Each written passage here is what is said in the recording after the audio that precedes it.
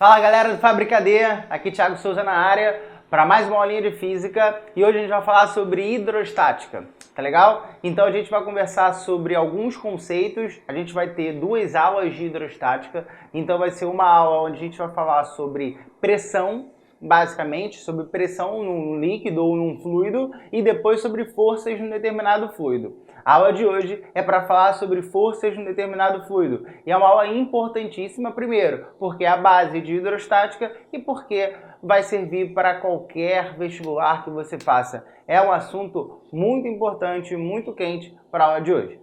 Vamos lá então? Se eu estou falando de hidrostática, vamos começar pela palavra hidrostática. Hidro, te lembra o quê? Água. Estática, te lembra o quê? Parado. Água parada. Dengue. Sacanagem, claro que não. Quando eu falo de hidrostática, eu estou falando de líquidos em equilíbrio. Líquidos estáticos, vamos dizer assim. Então seria estudo dos fluidos em equilíbrio. Então seria melhor dizer fluidostática, né? Porque já que eu estou estudando fluidos, não estou estudando apenas líquidos em equilíbrio, a palavra mais bonitinha seria fluidostática. Porém, os livros não colocam assim e a gente vai ter que trabalhar dessa forma. Hidrostática, estudo dos fluidos em equilíbrio. Mas para eu estudar um fluido, eu primeiro preciso saber o que é um fluido. E aí, gente, fluido é aquilo que não possui forma própria.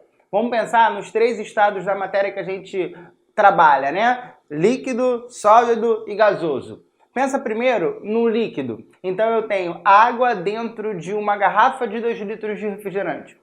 Qual vai ser o formato da água? O formato da garrafa. Pego ali agora a água e jogo num balde, por exemplo. Qual vai ser o formato da água? O formato do balde. Então reparem que a água não possui forma própria, possui a forma do recipiente onde ele está contido. Opa, se não possui forma própria, é um fluido. Beleza? Então líquido pra gente é um fluido. Agora pensa num gás. Eu vou pegar um gás e vou colocar num recipiente esférico. Qual vai ser o formato do gás agora?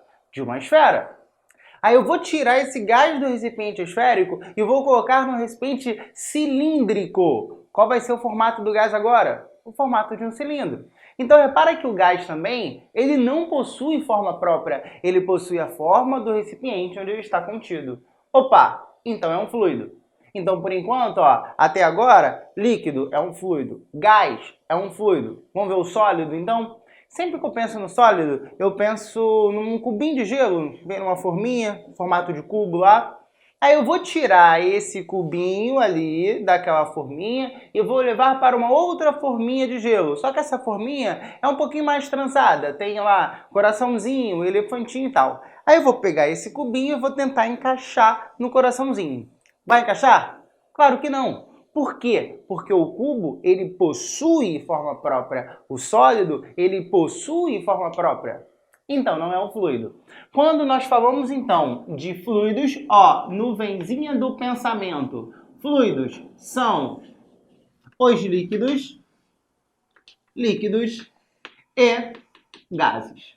Então, quando a gente estudar essa nossa fluidostática, esse estudo dos fluidos em equilíbrio, a gente vai estudar líquidos e gases em equilíbrio estático. Mas já te adianto o seguinte, 90% dos casos o que mais aparece é com o líquido, tá legal? Gás não aparece muito não, beleza?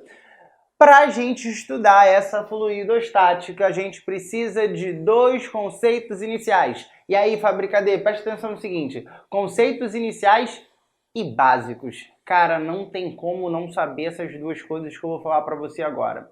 Que dois conceitos são esses? É o conceito de densidade, massa específica, que a gente vai ver que para a gente acaba sendo a mesma coisa. Tem uma certa diferença que eu vou comentar, mas para a gente vai acabar sendo a mesma coisa. E o conceito de pressão. Primeiro vamos analisar o conceito de densidade e massa específica aqui, que é um conceito que você vê muito na química também, né? Vê muito na química. A densidade, que a gente representa pela letra μ, é uma letra grega, é a relação entre a massa e o volume do corpo. Então, densidade é massa sobre o volume.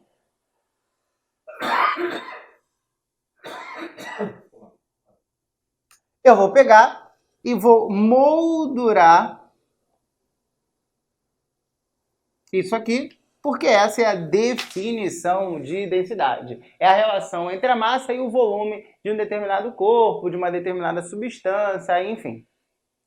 Chegamos no nosso primeiro pacto. Pô, quanto tempo que a gente não fala isso, hein?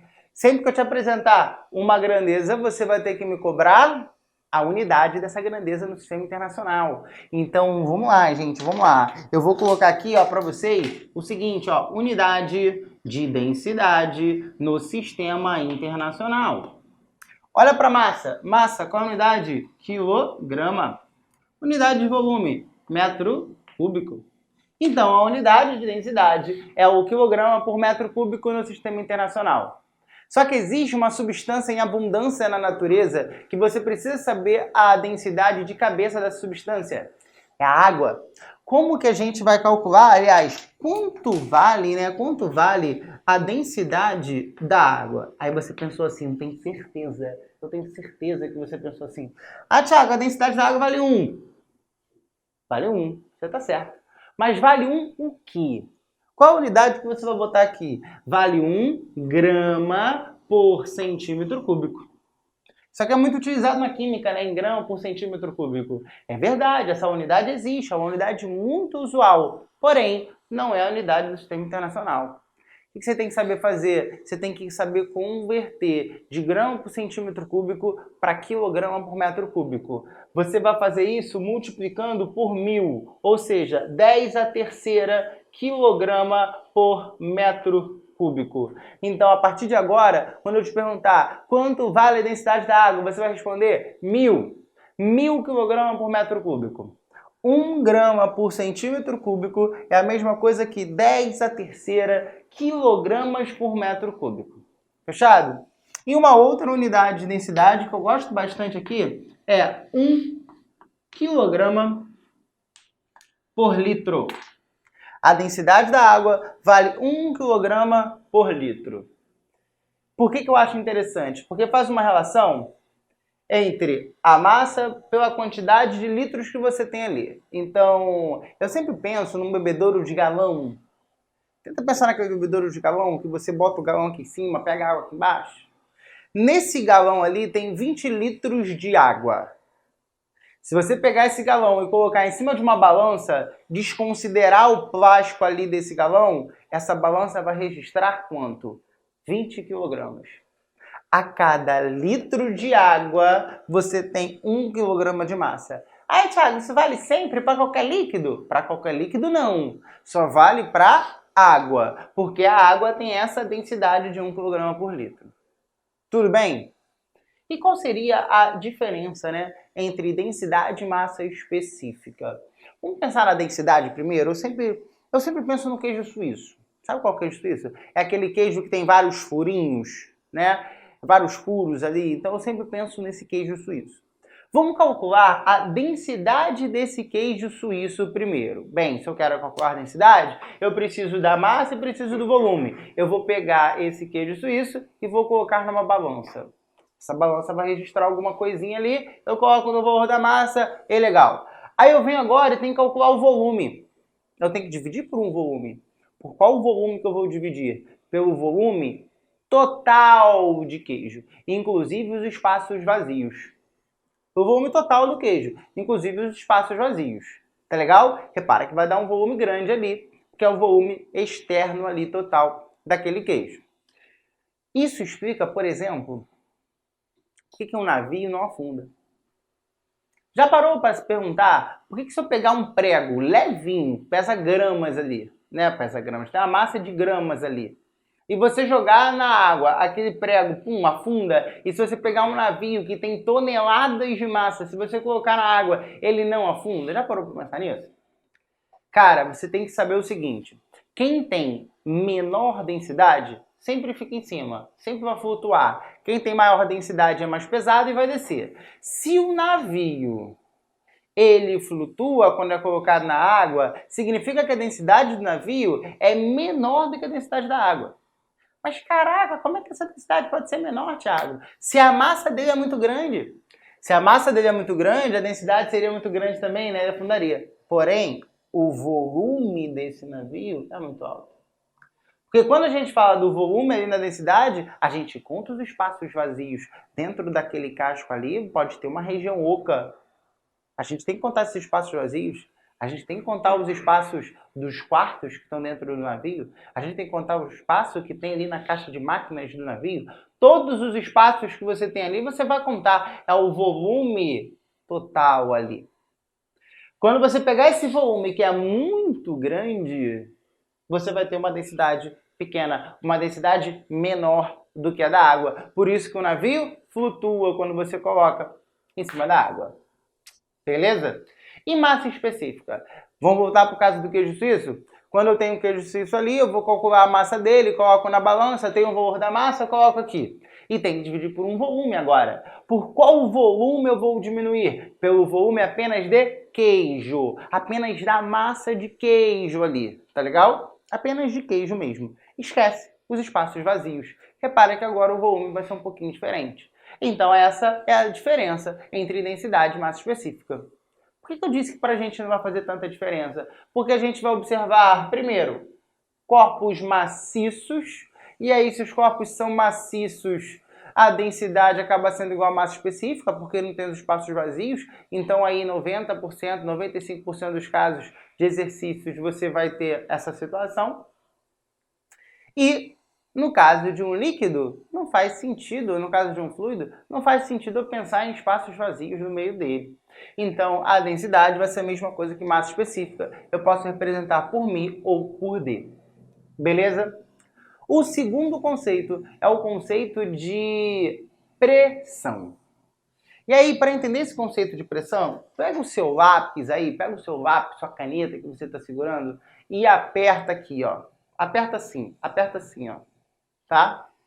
Aí, se você apertar, vai doer mais aí no seu dedo aonde? Na parte que tem a ponta ou na parte que tem a tampa? Dói mais na parte que tem a ponta, não é isso? Mas por que dói mais, já que você está fazendo a mesma força dos dois lados? Dói mais porque tem menor superfície de contato. E aí esse negócio de doer mais significa que tem mais pressão. Tem uma maior pressão nesse ponto ali. Bem, então a ideia é a seguinte, ó. Eu tenho aqui uma determinada superfície. Então, por exemplo, eu tenho uma superfície aqui, ó, que eu vou chamar de A. E aí, nessa superfície, eu vou aplicar uma determinada força F. Então, tá aqui a força que eu vou aplicar, que vai ser a força F. Força sobre uma determinada área. Gente, o que é força sobre uma determinada área? Pressão. Então, quando eu aplico uma força sobre uma determinada área, surge ali uma pressão. Só que tem um detalhe. Tá vendo essa força que está meio que inclinada aqui? Se está inclinada, o que te dá vontade de fazer com ela? Você vai pegar e vai decompor essa força, tá legal? Vai decompor. Decompõe aqui, ó, força, que eu vou chamar de uma força paralela à superfície. E eu vou decompor essa aqui e vou dizer que é uma força perpendicular. Olha o símbolozinho de perpendicular. Perpendicular à superfície. É como se eu pegasse a minha caneta e fizesse uma força assim e uma força assim. Qual é a força que vai machucar a palma da minha mão? A força que machuca a palma da minha mão é uma força perpendicular. Então, quando eu falo de pressão, força sobre uma determinada área, essa força que está aqui, ó, é a força perpendicular. Tudo bem? Então, não é qualquer força, é a força perpendicular à superfície. Moldura isso aí, vamos conversar sobre algumas coisas em pressão aqui. Quando eu falo de força, força é uma grandeza vetorial. Força aponta para um determinado local. Porém, na hora de colocar aqui na equação, essa força vai entrar em módulo. Ah, Thiago, por quê? Porque pressão é uma grandeza escalar. Pressão não aponta para lugar nenhum. Pressão simplesmente existe. A pressão existe nesse ambiente que está aqui. A pressão existe no ambiente que você está aí agora. A pressão simplesmente existe. Ela não aponta para nenhum lugar. Quem aponta é força. A força pode apontar para cima, pode apontar para baixo, pode apontar para a direita, para a esquerda. A força aponta, pressão não. Pressão é uma grandeza escalar. Fechado? Chegamos ao nosso primeiro pacto mais uma vez. E aí eu vou colocar aqui, unidade de pressão no sistema internacional. Quando eu olho para força, unidade de força, Newton. Quando eu olho para área, unidade de área, metro quadrado. Só que Newton, por metro quadrado, resolveram homenagear uma pessoa e chamaram de Pascal. Primeira coisa, gente, não é Pascoal não, tá legal? Pelo amor de Deus, Pascoal não. É Pascal, Pascal. É um físico que foi muito famoso, né? E aí desenvolveram essa unidade e deram homenagem para esse cara. Beleza? Newton por metro quadrado. Exemplo de pressão no seu dia a dia. Você está lá fazendo um churrasquinho, né? Estava fazendo um churrasquinho para comemorar que você passou e tal. Aí, beleza. Você está cortando a carne. Pega a faca, começa a cortar a carne, beleza, tá cortando ali. Aí vai chegar um momento onde essa faca vai parar de cortar a carne. Aí o que você faz? Você chama o amolador. Vai amolar a faca, ó. Chama o amolador aqui. O que você está fazendo quando você amola a faca? Você diminui a superfície de contato. Se você diminuiu a superfície de contato, você fez o que com a pressão? Aumentou a pressão. Volta a cortar a carne. Já reparou numa cama de pregos? Aquele cara que deita na cama de pregos? Reparou que tem vários pregos? Se tivesse um prego só, esse cara tá ferrado. Por quê? Quando você tem vários pregos, você aumenta a superfície de contato. Se você tiver um prego só e o cara cai ali, já era. É óbvio que o cara também, para deitar ali, ele não vai deitar de qualquer maneira, né? Ninguém vai chegar ali, é legal, vou me jogar na parada. Claro que não. Mas quanto maior o número de pregos, maior a superfície de contato, menor a pressão, menor a probabilidade daquele prego furar o cara, penetrar no cara. Entendeu a ideia? Então, pressão está muito presente no seu dia a dia. Fechado? Então, esses são os conceitos básicos, iniciais, para a gente entrar na hidrostática. Vamos começar falando sobre as pressões num determinado fluido em equilíbrio.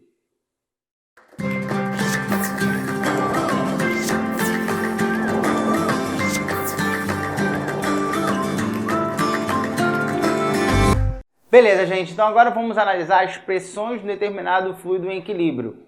E aí, a gente vai analisar primeiro a chamada pressão hidrostática. A pressão exercida por uma coluna de líquido. Então, eu vou escrever assim, ó.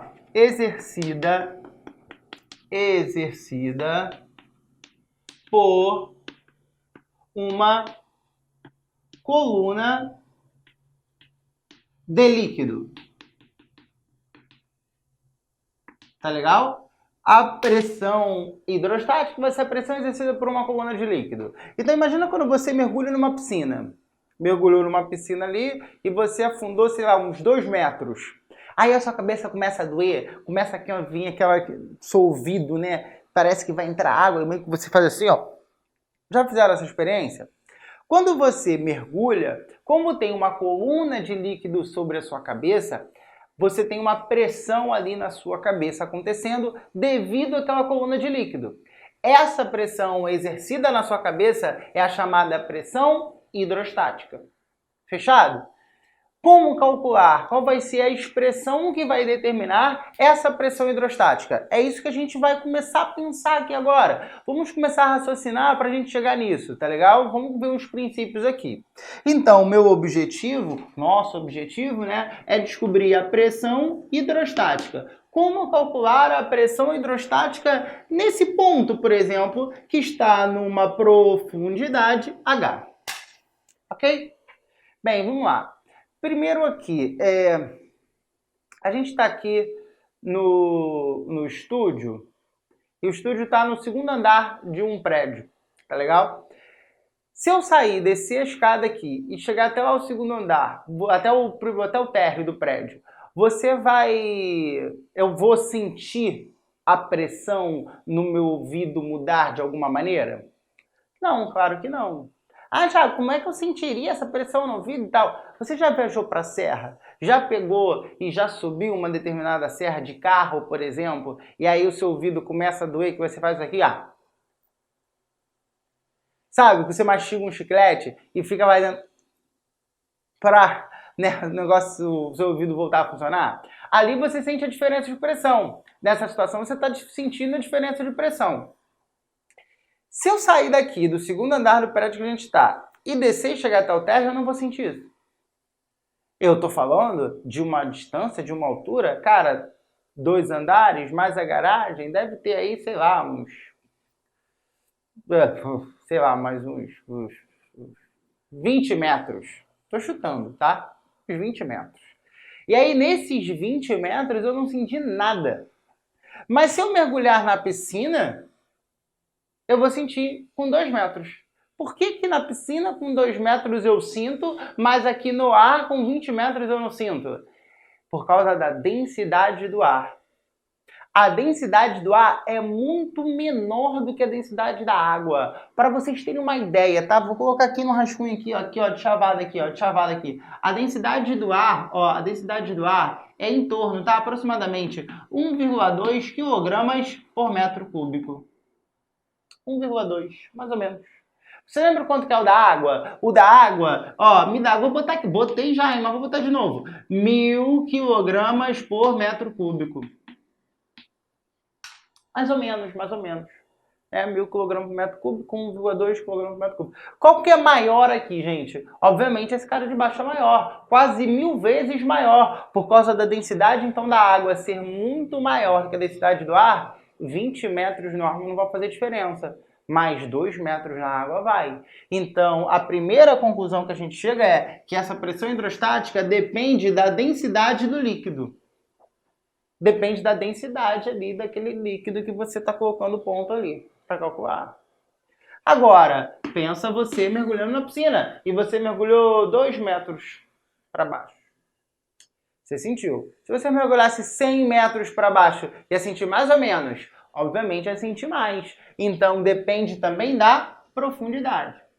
E a outra coisa, que é um fator comum a todos nós, né? É a gravidade. Por isso que a gente calcula pressão hidrostática como sendo μ vezes G vezes H. μGH. Moldura é isso. Então a pressão hidrostática depende da densidade, depende da gravidade, depende da altura. Fechado? Agora, se eu perguntar para você nesse momento, você está submetido a alguma pressão? Você assim, sim, Thiago, caraca, tem muita coisa para estudar, muita pressão na minha cabeça para passar no vestibular. Não, cara, não é essa pressão que eu tô falando, não. Você está submetido a uma pressão sim, mas não é essa pressão do vestibular que eu tô falando, não. É a chamada pressão atmosférica. O ar que está em cima de você está exercendo uma pressão em cima de você. Essa pressão se chama pressão atmosférica. Então, quando eu falo de pressão em determinado ponto, eu não posso pensar somente na hidrostática. Você tem que pensar na chamada pressão total que acontece ali. E essa pressão total, ela vai depender aqui, ó, de fora, ó, da pressão atmosférica e também vai depender aqui de dentro, ó, da pressão hidrostática. Ou seja, a chamada pressão total, ela será a pressão atmosférica mais a pressão hidrostática. Vou abrir ali a hidrostática, tá? Pressão total será, então, a pressão atmosférica mais μ vezes G vezes H. Onde esse μ é o μ do líquido e eu vou moldurar. Entendemos a diferença? Quando a gente fala ali, ó, a pressão naquele ponto ali embaixo, como essa região aqui está aberta, gente, significa que aqui tem uma pressão atmosférica. Então, a pressão aqui embaixo, né, nesse ponto, é a pressão atmosférica mais a pressão da coluna de líquido, mais a pressão exercida pela coluna de líquido. Ou seja, a atmosférica, exercida pelo ar que está em cima, mais a da coluna de líquido, mais a hidrostática. Essa é a pressão total. E aí, cara, vamos supor que a pergunta seja assim: quanto vale a pressão total? Aliás, quanto vale a pressão? Eu só falo assim, pressão. Quanto vale a pressão num determinado ponto? Se ele utilizar essa expressão, somente falar pressão, ele está falando sobre a pressão total, hein? Se ele quiser alguma coisa sobre a pressão hidrostática, ele vai falar a palavra hidrostática. Calcule a pressão hidrostática, tem outro nome também. outro nome também, vou botar aqui. Pressão manométrica. Pode ser hidrostática ou pode ser manométrica. Hidrostática é mais comum, mas pode aparecer esse nome aí também, manométrica. Se aparecer esse nome, você já sabe que é hidrostática. E aí, se ele quiser alguma coisa relacionada a isso aqui, ele tem que falar o nome. Se ele falar simplesmente pressão, ele está falando sobre a pressão total. Beleza?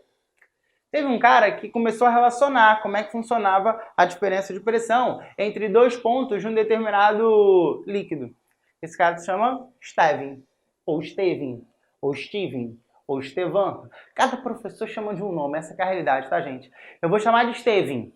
É o princípio de Steven. E o que diz o princípio de Steven? Vai te falar sobre a diferença de pressão entre dois pontos de um líquido, entre dois pontos de um fluido. Então, eu vou colocar aqui para você, ó. Você tem esse pontinho aqui, que é o ponto A, e esse ponto aqui, que é o ponto B. O ponto A está numa altura HA. E o ponto B vai estar numa altura HB. De tal maneira que tem uma diferença entre essas alturas. Quando o cara sair do ponto A e vir para o ponto B, qual é a diferença de pressão nele? É isso que diz o teorema de Steven. E aí vamos calcular. Vamos lá, vamos pensar aqui comigo. Pressão no ponto A primeiro. Se eu estou perguntando simplesmente...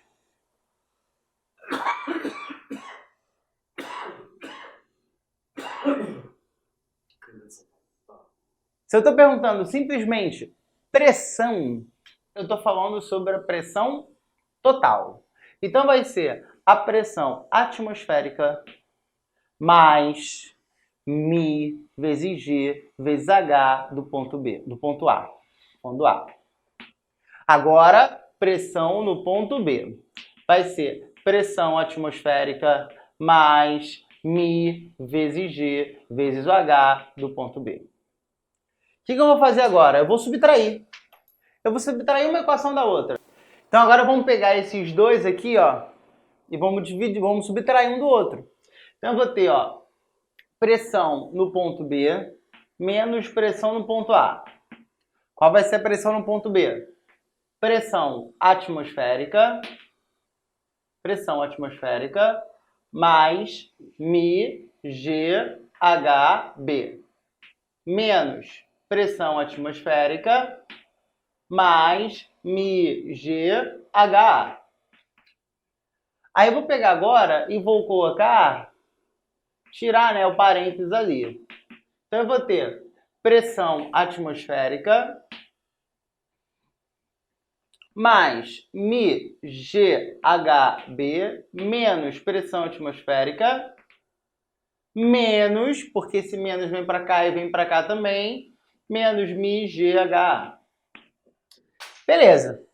Agora você observa que tem pressão atmosférica aqui e pressão atmosférica aqui. Corta a pressão atmosférica. Eu vou descobrir o seguinte, que a pressão no ponto B menos a pressão no ponto A vai ser μGHB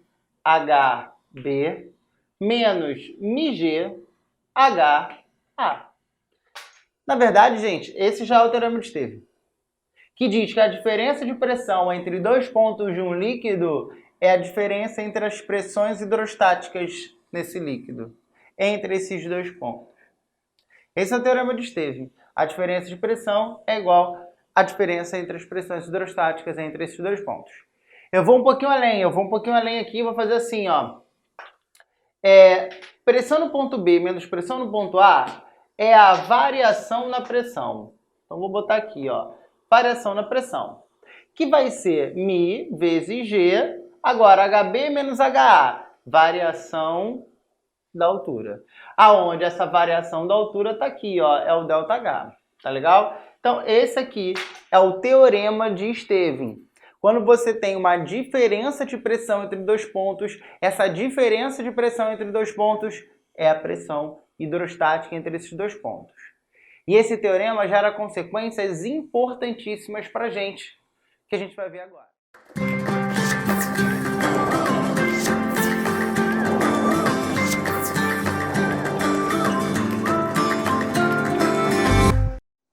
gente, as consequências do teorema de Stevin. Então, quando eu boto aqui 4.1 consequências do teorema de Stevin, tá legal? São duas consequências, os pontos isobáricos, também chamados de pontos isóbaros, e a experiência de Torricelli. Vamos para os pontos isobáricos primeiro. Iso significa que alguma coisa é igual, tá legal? E bárico significa pressão. Então, pontos isobáricos são pontos que possuem a mesma pressão. Então, lá no teorema de Stevin, tá? Vou colocar aqui, ó. Vou colocar aqui no cantinho. ΔP igual a μg ΔH. Falamos sobre isso no bloco anterior. Se eu estou querendo que os pontos tenham a mesma pressão, é porque essa diferença de pressão tem que dar zero. Logo, essa variação na altura também tem que dar zero. Bem, gente, se aquela variação ali na altura dá zero, você vai observar que os dois pontos precisam estar no mesmo nível, para eles possuírem a mesma profundidade.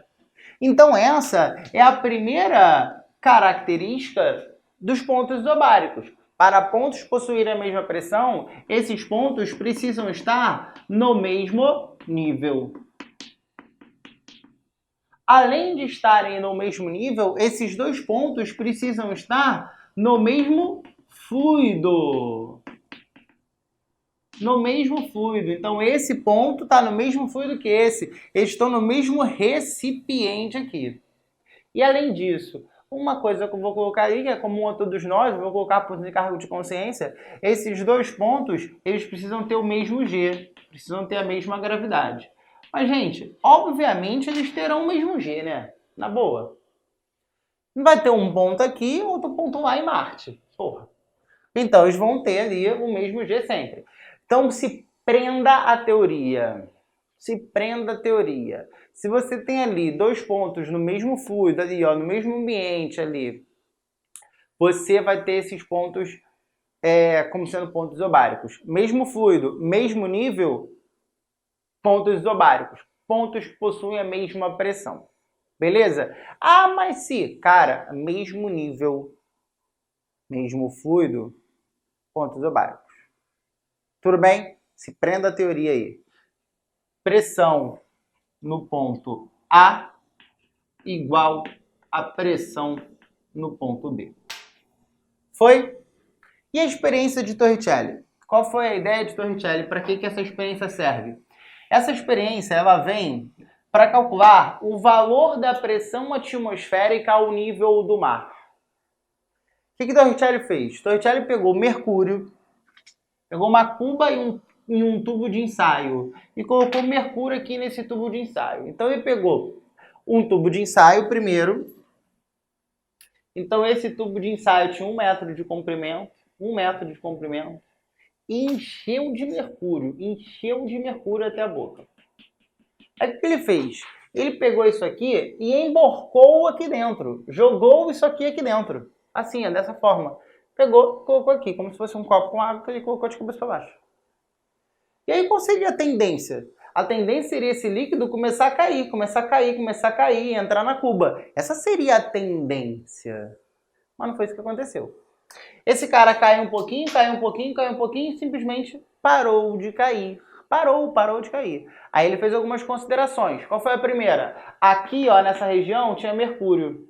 Então agora não vai ter nada. Ele chamou de vácuo. Já é vácuo mesmo? Não, tem algumas moléculazinhas ali de mercúrio, mas que a gente vai desconsiderar e vai considerar aquela região ali como se fosse vácuo. Beleza? Segunda consideração que ele começou a fazer. Ele pegou esse ponto. Ele conhecia os princípios dos pontos isobáricos. Então ele foi lá e chamou esse pontinho aqui de A, esse pontinho aqui de B. E pensou, esses dois pontos possuem o mesmo nível. Esses dois pontos estão contidos no mesmo líquido. Esse ponto A, por exemplo, está na última camada do mercúrio. Então, acima dele só tem ar. Então, esse ponto está no mesmo líquido que o outro. Mesmo nível, mesmo fluido, pontos isobáricos. Então, a pressão no ponto A é igual à pressão no ponto B. Quando eu falo da pressão no ponto A, o que está aqui em cima? Tem ar, tem atmosfera. Então, é a pressão atmosférica. Quando eu olho para o B, em cima do B tem pressão hidrostática, MGH. Mi do mercúrio, H do mercúrio que ele mediu. Ele mediu essa altura aqui, ó.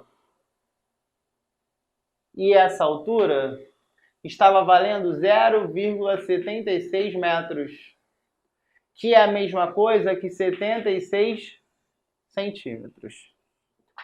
Então agora eu vou começar a substituir os valores. Vou falar o seguinte, gente. Pressão atmosférica ao nível do mar vale 1 atm.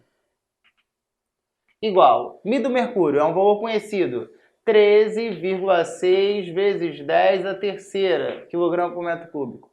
Gravidade, 9,8. E a altura, 0,76 metros.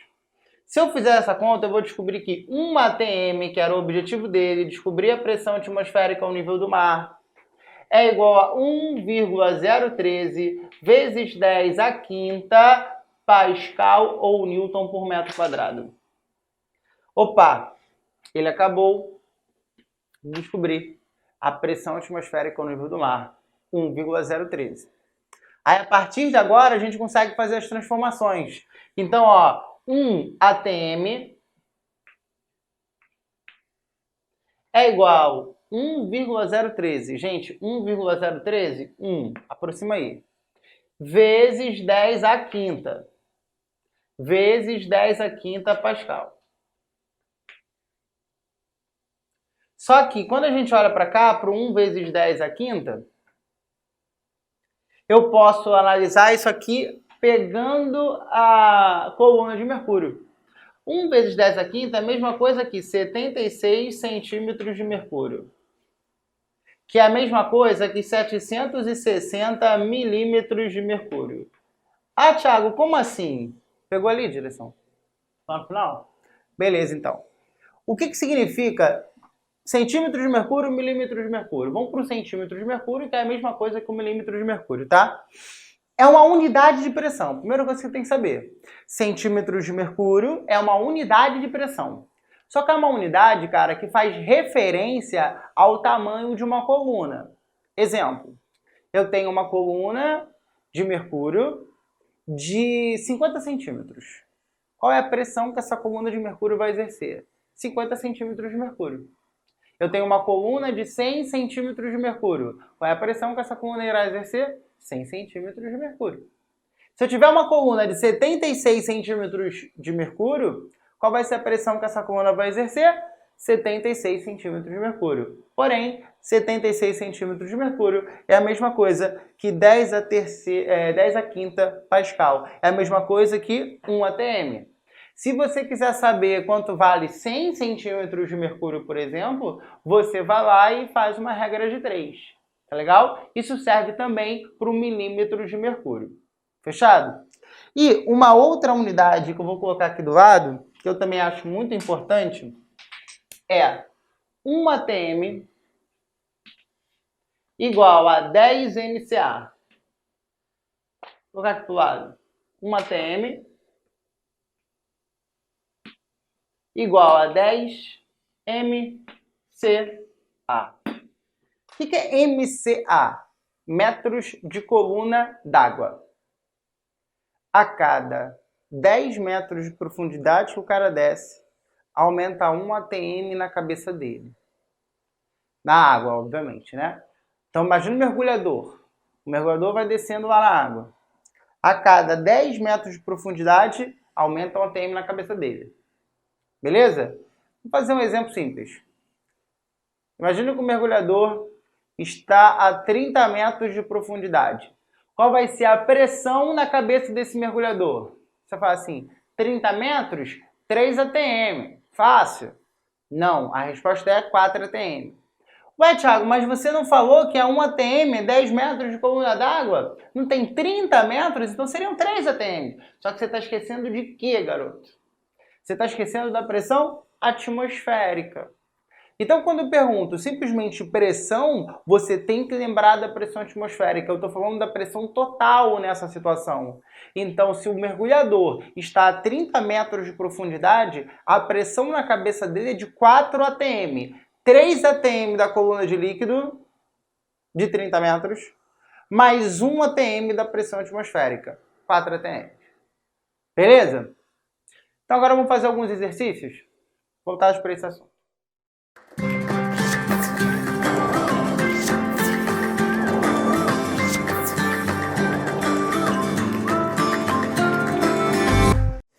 No terceiro quadrinho, a irritação da mulher foi descrita simbolicamente por uma pressão de 1000 atm.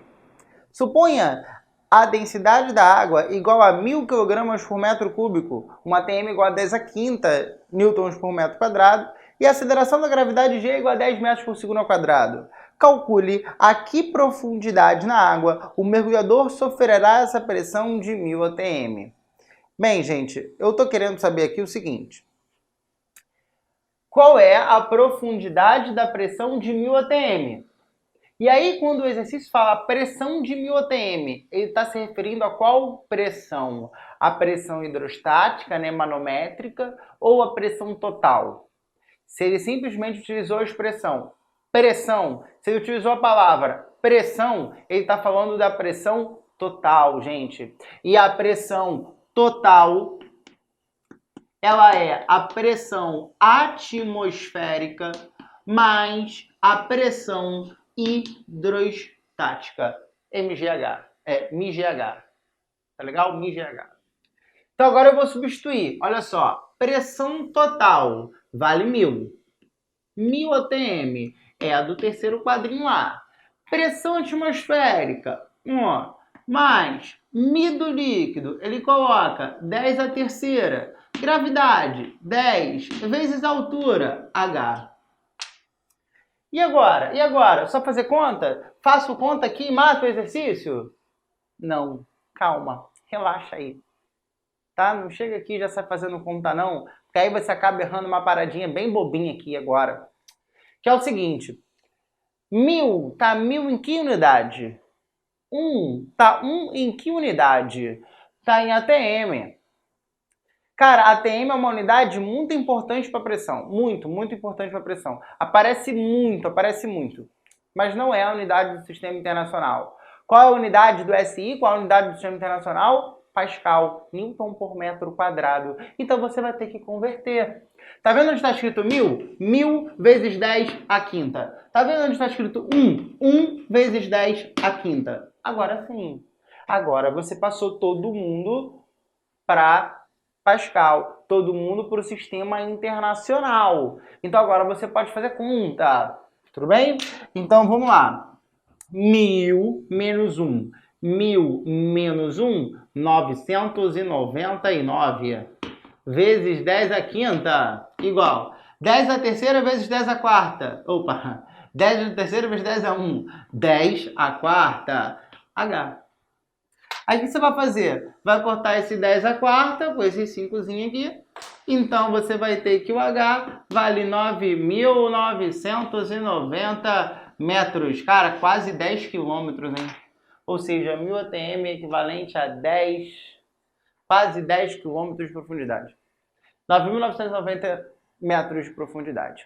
Tá legal?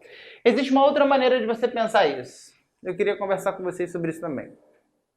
Ele colocou pra gente que a pressão total vale 1000 atm. Se a pressão total é porque tem pressão atmosférica e tem pressão hidrostática. Desses 1000, então, 1 atm é da pressão atmosférica. Se eu tenho 1000, já gastei 1, está faltando 999 atm, só que agora de pressão hidrostática. E aí você vai lembrar do finalzinho da teoria.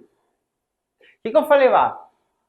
Que 1 atm é o equivalente a 10 metros de coluna d'água. Então, 999 atm será o equivalente a x. Então, esse x vai valer 9.990 metros. Dava para fazer também por regra de 3, sabendo essa relação aqui, ó, que uma ATM é o equivalente a 10 metros de coluna d'água. Só que você tem que pensar aí somente na pressão hidrostática, tá legal? Não pode pensar aí no total, não. Porque aqui somente 999 ATM era de hidrostática. O resto era de atmosfera. Beleza? Então, duas maneiras de resolver a questão. Próxima.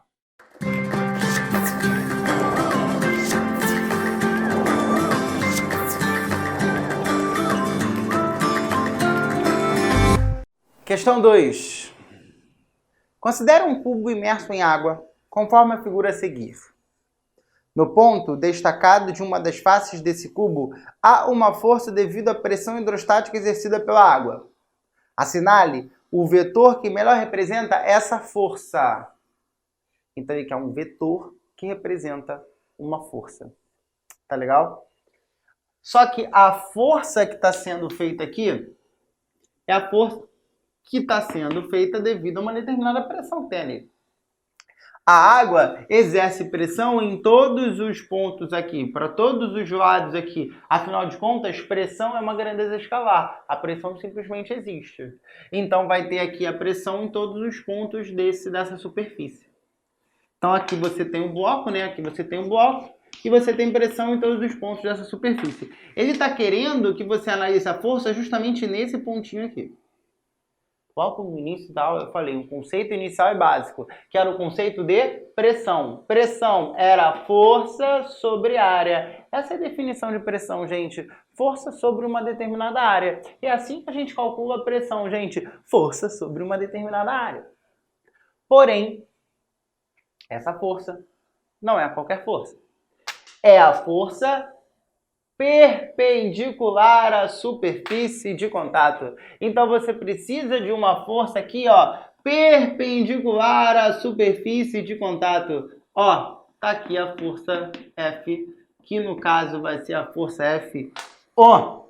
Qual é a resposta de F O? É a letra A. Resposta letra A. Tudo bem?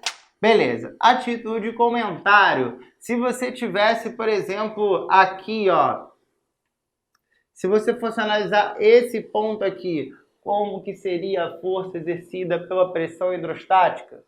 Aqui, ó, perpendicular à superfície. Se fosse nesse ponto, assim, ó, perpendicular à superfície. Tá legal? Então, a força exercida devido a essa pressão, ela é sempre perpendicular à superfície. Tudo bem?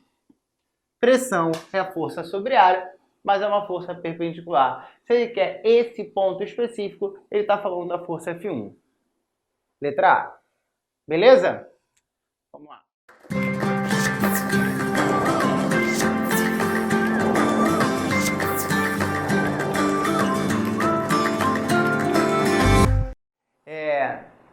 Questão 3. Considere um avião comercial em voo de cruzeiro, sabendo que a pressão externa a uma janela de dimensões 0,3 por 0,20 é 1/4 da pressão interna, que por sua vez é igual a 1 atm. Letra A. Indique a direção e o sentido da força sobre a janela em razão da diferença de pressão. Então vamos lá. Você tem a parte interna, né, que é onde estão as pessoas aí, e a parte externa. Obviamente não são as pessoas, né? Claro, tem ninguém voando aí, não tem ninguém super-homem aí não. Está na parte de fora do avião. Ele fala que na parte interna a pressão é de 1 atm e que na parte externa a pressão é de 1/4 da pressão interna. Logo, essa pressão vale 1/4 de atm. Repare então que como esse avião está no alto, a pressão lá no alto é menor do que a pressão ao nível do mar. Mas é claro, gente, tenta imaginar comigo aí. Vamos supor que você está aqui, ó, tem um carinha aqui ao nível do mar. E aí tem um carinha aqui. Ó, bonequinho ali. Aí esse cara vai começar a subir uma montanha, sobe, até chegar no Everest. Subiu pra caramba, né? Aí ele tá aqui em cima.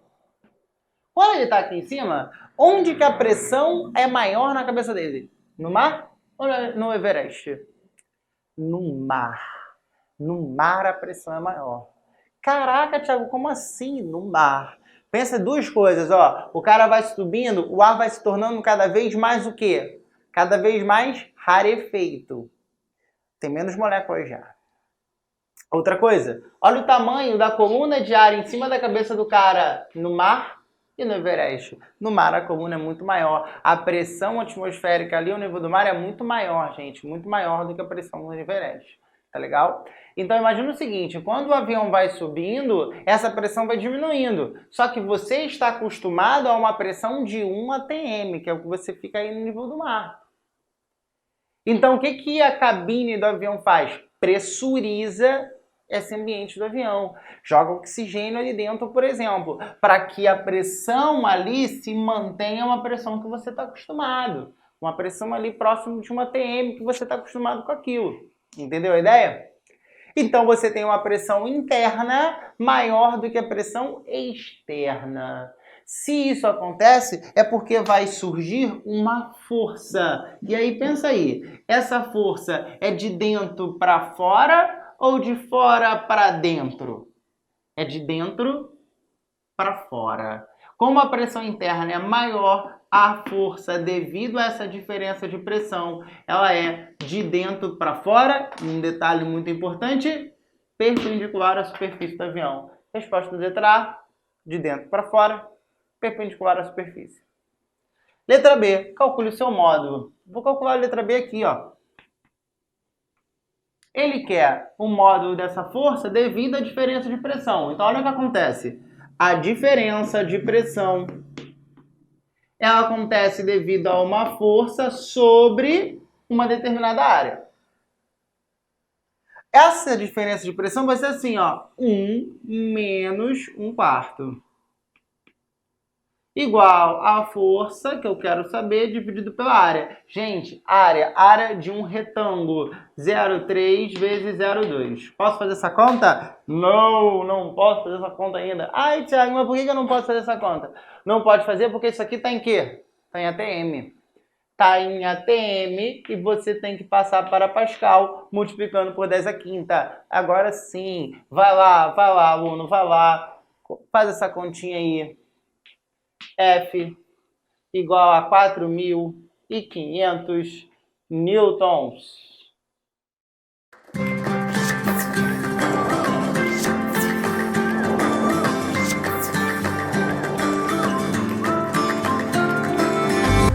Um tubo em U, aberto em ambos os ramos, contém 2 líquidos não miscíveis em equilíbrio hidrostático. Observe como mostra a figura que a altura da coluna do líquido 1 é de 34 centímetros e que a diferença de nível entre a superfície livre do líquido 2 no ramo da direita e a superfície de separação dos líquidos no ramo da esquerda é de 2 centímetros. Considere a densidade do líquido 1 igual a 0,8 gramas por centímetro cúbico. Calcule a densidade do líquido 2. Beleza, gente, isso aqui é uma questão de tubo em U, também chamado de vasos comunicantes, que são vasos que se comunicam. Olha só que bonito.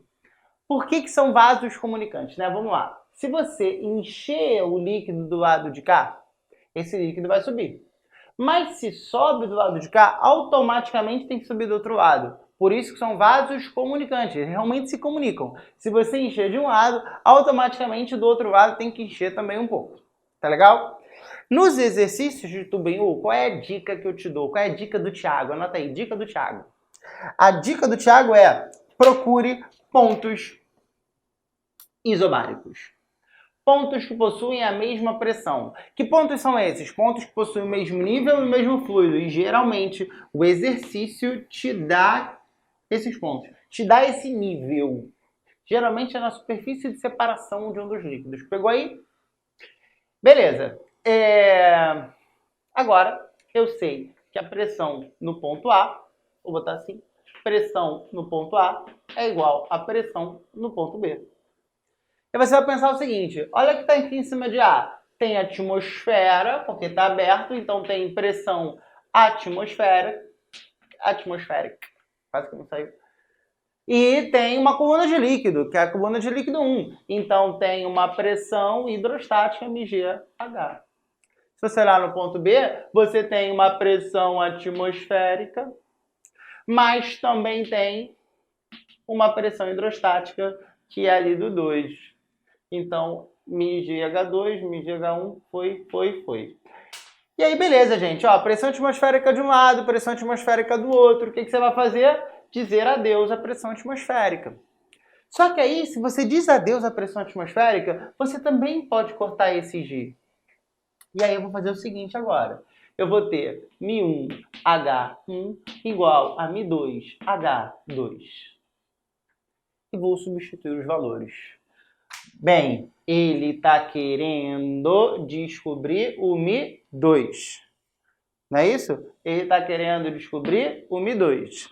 Sendo que o μ1 vale 0,8. Sendo que o H1 vale 34.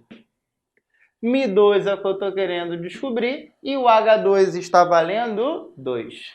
Então, você vai ter que esse μ2 vai dar 13,6 gramas por centímetro cúbico. Thiago, por que grama por centímetro cúbico? Porque esse 0,8 estava em gramas por centímetro cúbico. Beleza? Então, partiu a próxima questão. Questão 5.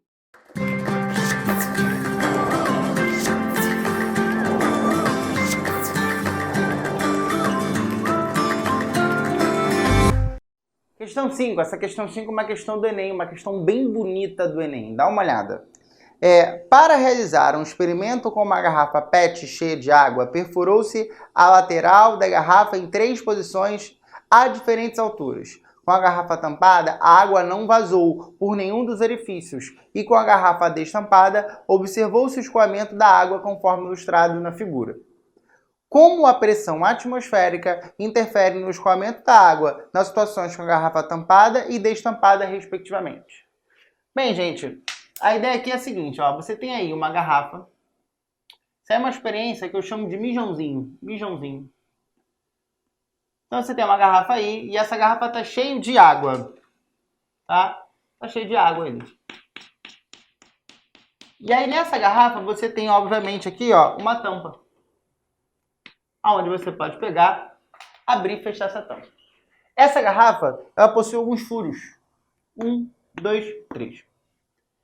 E aí, com a garrafa destampada, quando você abre aqui, a água sai. E aí ele colocou aí as trajetórias. Colocou assim, as trajetórias.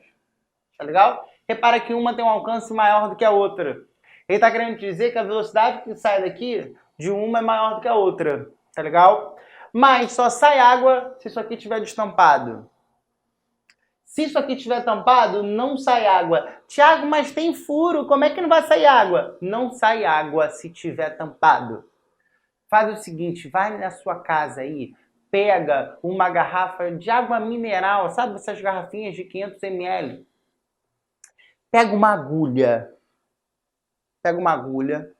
passa assim rapidinho no fogo, pode ligar o fogão, cuidar para não se queimar.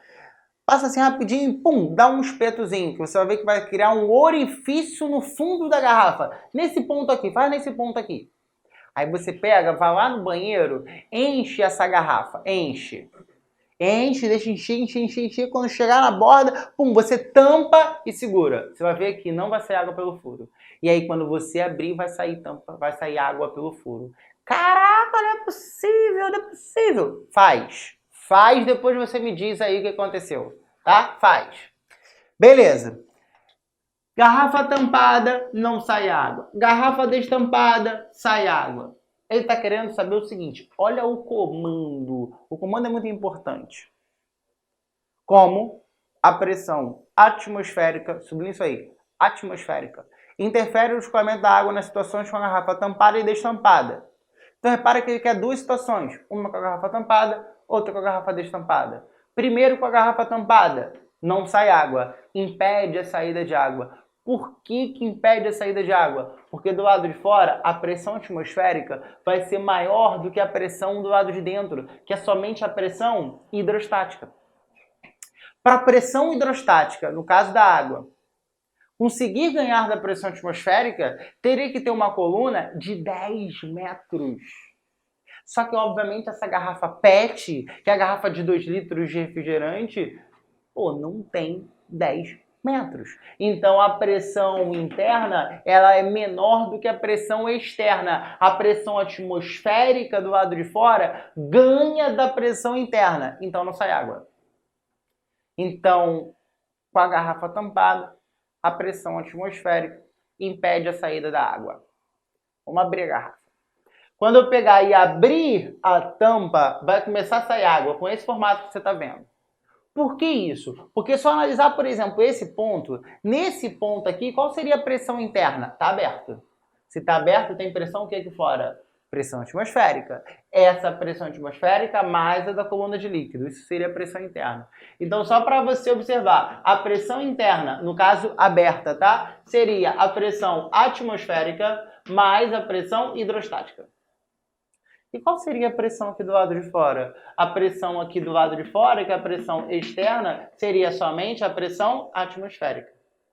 Dá para reparar que nessa situação, a pressão interna ela é maior do que a pressão externa?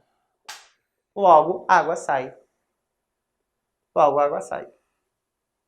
Então, quando a garrafa está aberta, isso aqui sai. A velocidade é diferente? Aqui, aqui, aqui? Sim, a velocidade é diferente. Só que a velocidade ela não é diferente por causa da pressão atmosférica, e sim por causa da coluna de líquido. Então a pressão atmosférica não interfere na velocidade de escoamento, porque a velocidade de escoamento só depende da coluna de líquido. E a coluna de líquido tem referência à pressão hidrostática. Por isso que o comando é muito importante. Ele só quer saber o que a pressão atmosférica faz. E a pressão atmosférica não muda a velocidade da água. Quem muda a velocidade da água é a pressão hidrostática. Por isso que a resposta é a letra A. A de iPhone. A de iPhone. Que fala o seguinte. Impede a saída da água por ser maior que a pressão interna, não muda a velocidade de escoamento que só depende da pressão da coluna de água. Verdadeiro. Verdadeiro. É a letra A a resposta. Tá legal? Repetindo, a velocidade da água muda quando sai nesse ponto, nesse ponto, nesse ponto? Sim, é diferente. É diferente. Mas essa mudança na velocidade não é devido à pressão atmosférica, e sim à pressão hidrostática, porque depende da coluna de líquido. Fechado? Vamos para a nossa saideira agora. Questão